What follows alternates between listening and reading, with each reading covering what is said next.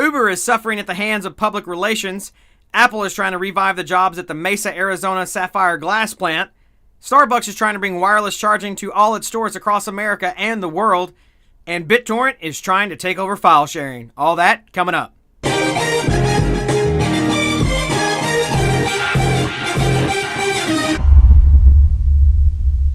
This is your tech news for Thursday, November 20th, 2014. Hi and welcome to txTNationTV. My name's Rusty G. It looks like Uber is having some bad days in the press and pretty much every media outlet that can talk about them. It looks like it started out Tuesday with a party that was going on and then some tweets that happened later and basically a non-apology from the CEO for something that was said at the party by one of the head members from Uber. It's kind of misogynistic is pretty much what everybody says, and it's pretty much ran like a frat boy house, I guess. I'm not sure because here in Nashville we don't see anything but the drivers, so we don't see everything from the heads down, I guess. We're on the lower end. But either way, Uber is not getting good press. It's not good news for them when everybody is pretty much dropping off, basically because of the business practices that they do. They've been reported for slashing tires of competitors.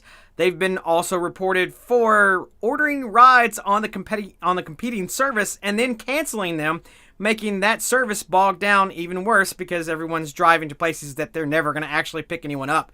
So with all this bad press mounting up, and especially since Tuesday and the tweets and everything that went on, it hasn't really been good news for Uber. And that's really good for other companies like Lyft, who isn't saying much right now, and they're just going to continue doing their practices.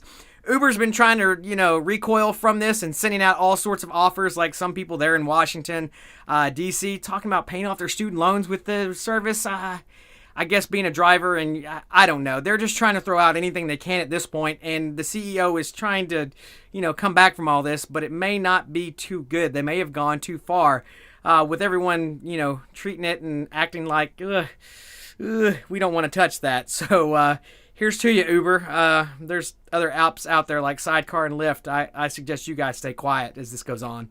In good press news from Apple, it looks like they're trying to revive the 700 jobs that were just lost from the Mesa, Arizona Sapphire Glass plant from GTAT that just suffered a $439 million settlement that closed down the doors for good. Well, not for good, really, because Apple's going to come in and try to take over the plant and repurpose it. It sounds like those 700 people might get their jobs back. The idea was that Apple was going to start doing manufacturing here in the United States and bringing some jobs back to America.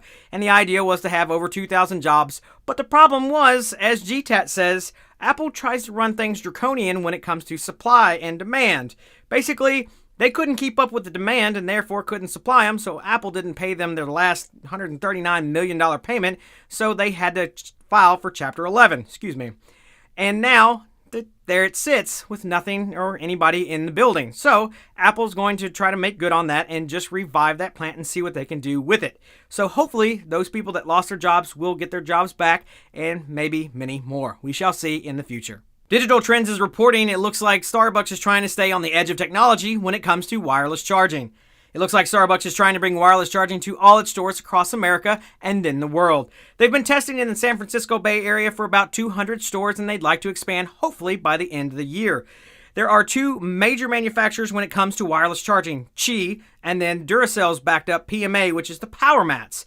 And, well, Starbucks chose power mats. Qi has been a lot more common, but with Starbucks backing up the Duracell PMA, it may change here in the future. Now, if you don't know what this is, basically you can take your device if it already supports it, and you can basically just drop your phone on the table and it starts charging.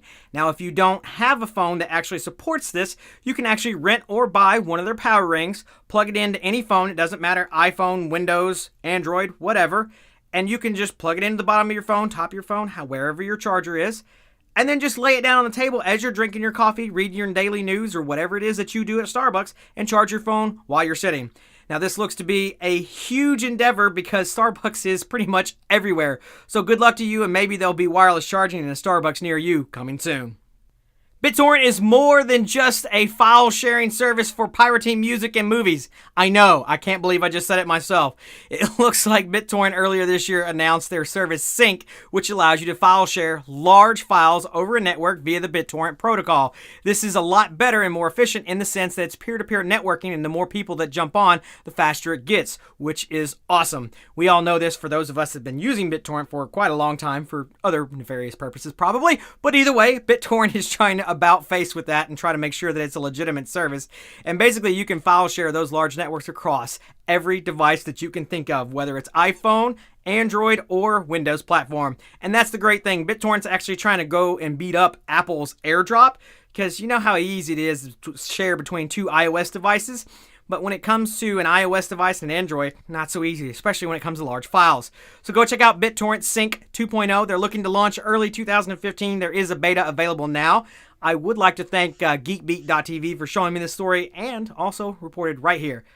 That's been your tech news for Thursday, November 20th, 2014. And you've been watching txtNationTV. Again, my name is Rusty G. Don't forget, I'll be covering CES 2015 by myself. If you want to see anything at CES, let me know now. Tweet me, Google Plus me, Facebook me. I don't care. I'm pretty much everywhere on the web that you can find me. You've got questions, comments, concerns, anything that you want to know about CES, I'll try to cover it. It is 2 million square feet. I will be by myself behind this camera that you see here, or actually in front of it, I'm sorry. But either way, I'll be there, so let me know if you have anything that you want to see. Don't forget to subscribe, like our video, share, do whatever you can, spread the word, and don't be afraid to email me with questions. I actually had a guy email me today and ask me about the LG unboxing and the LG review. I greatly appreciate you asking. I will answer any questions that I can about owning products, or just in particular, anything about tech. So if you've got them, shoot me. I'm Rusty at txtNation.tv. Thanks again for watching, and we'll see you for the next episode.